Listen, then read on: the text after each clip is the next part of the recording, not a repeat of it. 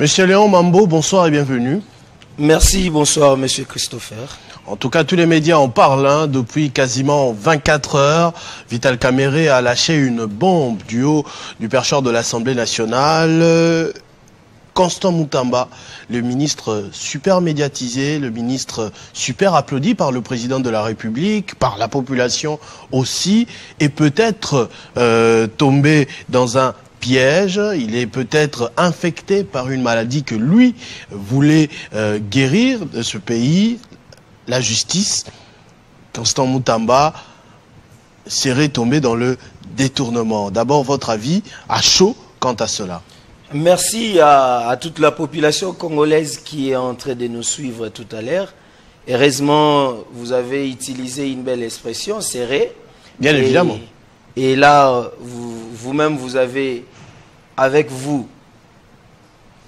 montré à suffisance combien il y a l'acharnement sur les dossiers de son Excellence, Monsieur le ministre d'État de la Justice, son Excellence, Monsieur Constant Moutamba.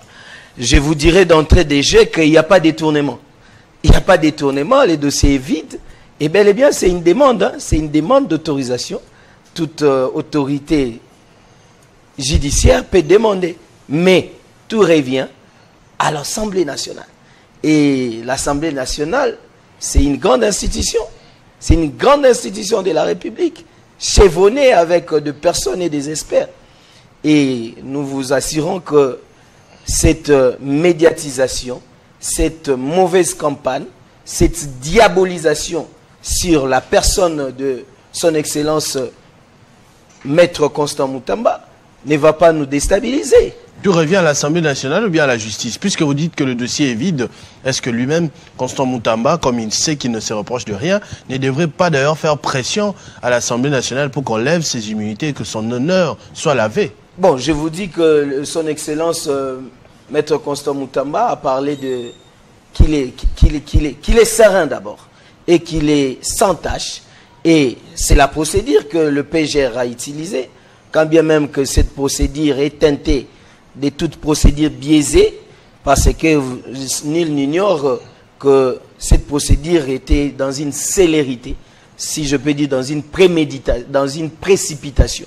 Et je dis que c'est l'Assemblée nationale parce que ce sont des députés nationaux qui vont, après analyse subséquente, après analyse minutieuse de la demande qui est soumise à l'Assemblée nationale par les trichements de sa commission, qui va délibérer. Et je suis sûr que, je ne dis pas la justice parce que je l'ai dit que les députés nationaux vont découvrir avec nous et ça sera mis au public que ces dossiers n'y ait pas de preuves et qu'il n'y a pas de détournement dans ces dossiers.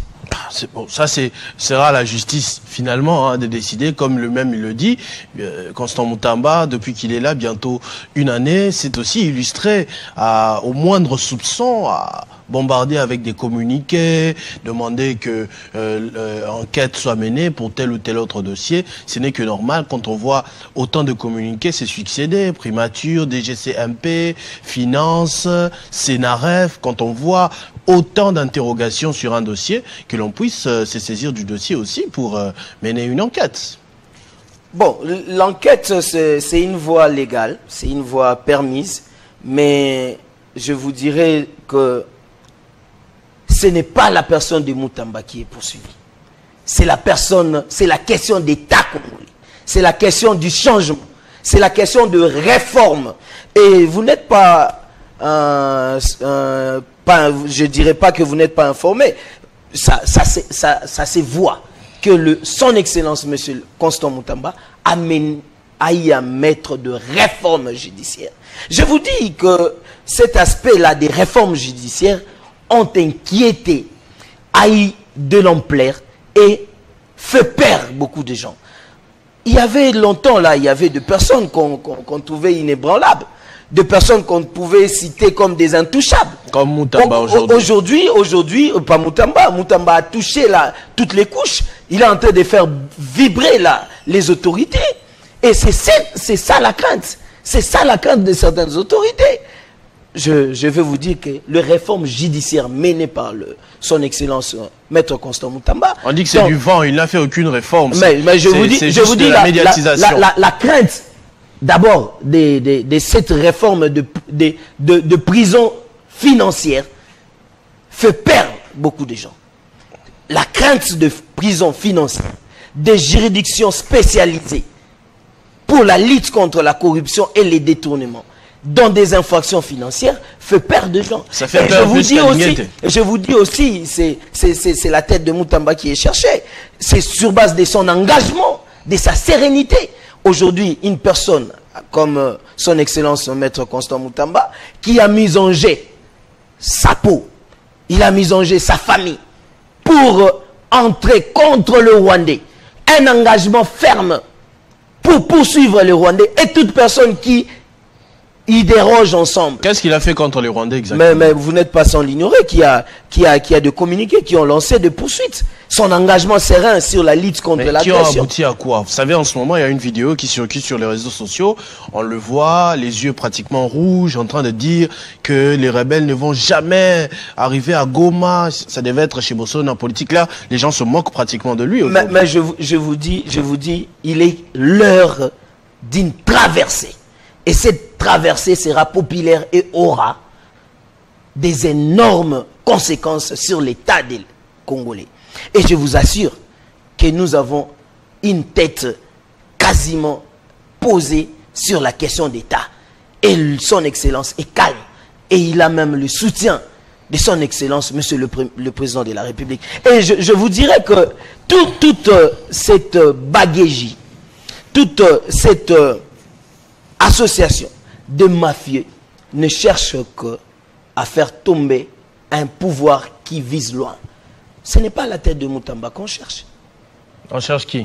Ce n'est pas la tête de Moutamba. On cherche qui? C'est une question d'État. On veut mettre hors d'état de nuire une personne qui veut de réforme. Et c'est cette personne-là qu'on veut affaiblir. On veut affaiblir les réformes. On veut affaiblir la poursuite de certaines personnes. Et ces personnes-là sont en connivence avec des Rwandais. Je vous assure qu'il n'y a pas question de détournement ici. Ça, c'est trop facile. Et j'encourage même certains organismes qui pensent qu'il y a détournement. Je vous dis que le finance a évolué. Vous savez qu'il y a quand même des communiqués officiels, signés de la main de Constant Moutamba. Moi, j'ai vu les gens se plaindre comme quoi il est trahi par ses collègues du gouvernement parce que comment ces communiqués se retrouvent sur la place publique. Ces fonds, ces 19 millions ont été débloqués, oui ou non? Est-ce qu'on peut construire une prison à Kisangani à 19 millions de dollars? C'est pas trop. Je vous dis, et je l'ai dit si haut, les dossiers est vide. Il n'y a aucune somme. 19 millions. Il y a même pas une tierce de $1 qui a été déboursé pour une quelconque constitution. Parce que le Sénaref a bloqué. Je vous dis, il faut applaudir l'évolution financière de la RDC. Ce n'est pas seulement la Sénaref. Il y a le COLIB, qui sont comme des organes de contrôle pour la traçabilité de fonds économiques. Et à ces jours, ces organes-là veillent à la traçabilité. Et je vous dirais qu'il y a aussi une procédure qui était un peu préméditée là, lorsqu'on parle de la vie de non-approbation. Mais c'est de l'ignorance. Moutamba a suivi la voie légale. D'abord, la voie légale, c'est prévu par la loi sur le marché public. Mais la loi permet cela. La loi dit ceci. Le marché public est conclu soit par appel d'offres, soit par gré à gré. On n'invente pas la roue. Il n'y a rien qui est du néologisme. Donc on a tout trouvé. Il a eu l'autorisation. Et à plus forte raison, il a eu encore l'approbation. Parce que je vous dirais que lorsqu'on dit qu'il n'y a pas eu l'avis de non-approbation, il y a eu avis de non-approbation parce qu'il faut lire la loi. Dans le cabinet de la première ministre qui a demandé de surseoir le dossier, se trompe. L'article 20 dispose ceci. L'autorité budgétaire ou l'autorité ayant dans ses attributions a un délai de 10 jours pour se prononcer. Les défauts de se prononcer dans le délai donnent à l'autorité contractante les droits et l'autorisation expresse Et du coup, le marché devient exécutoire, exigible et définitif. Donc, ce n'est pas lorsque l'on est en retard d'agir ou lorsque la loi a permis à ce que, dans un certain laps de temps, qu'il y ait une autorisation. Et les défauts d'autorisation équivaut à une tacite autorisation express. On n'invente pas la roue, c'est prévu par la loi. Et on vous assure que Constant n'a reçu aucun rond. Et il demeure serein. Et il demeure serein. À ce jour, j'invite la population congolaise, j'invite à nous tous de se voir dans cet aspect des réformes. Et je dis que c'est une traversée dans ce sens que il y a une bataille qui est livrée, mais ce n'est pas une bataille qui est gagnée. Merci beaucoup, Monsieur Léon Mambo, pour votre intervention et éclairage sur ce dossier. On retiendra que vous êtes juriste, mais on aura compris aussi que vous êtes proche quand même du ministre d'État en charge de la justice, Constant Moutamba. Je dirais ceci, je suis jeune d'abord, je suis patriote, je suis congolais, et je me mettrai devant toute tentative qui essaierait de déstabiliser l'État congolais. Nous serons là. Et nous avons le soutien du président de la République dont nous nous sommes soumis à son autorité. Merci. Nous avons le soutien de toute la population congolaise. Et ne pas oublier le soutien de la jeunesse. La jeunesse gagnera toujours. Et c'est une bataille qui ne fait que commencer. Et c'est un dossier vide, c'est dossier du détournement. À plus forte raison, l'argent existe encore et ce n'est pas géré par l'autorité contractante qui est le ministre de la Justice. Merci beaucoup. L'avenir vous donnera tort ou raison. On se retrouvera peut-être sur ce plateau pour en parler. Mais pour le moment, nous prenons notre deuxième invité, M. Cyprien Ouechi, analyste politique, pour parler d'un autre dossier judiciaire. Cette fois-là, l'affaire Bukanga Lonzo avec Matata Ponyo, condamné à 10 années de travaux forcés.